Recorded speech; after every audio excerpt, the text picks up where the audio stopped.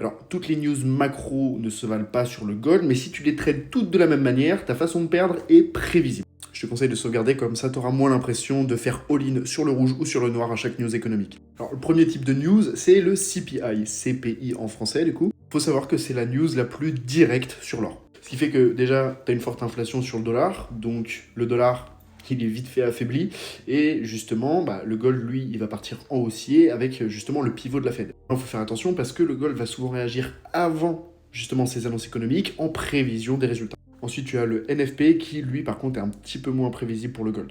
Généralement, un bon NFP, ça rend le dollar fort, mais du coup, ça va faire une pression baissière sur le gold. Justement, à côté de ça, si le contexte géopo ou même macro global est dominant sur les NFP, le gold s'en fout.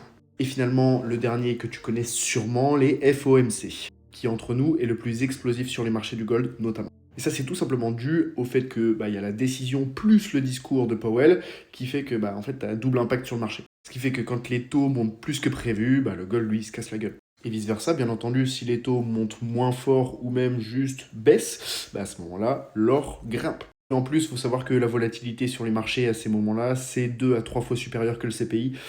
Donc voilà, c'est pour ça que ça peut être dangereux quelquefois de prendre ce genre de trade. Maintenant, ce qu'on a l'habitude de faire, c'est faire un plan avant chaque news qui est envoyé gratuitement sur le groupe dans ma bio.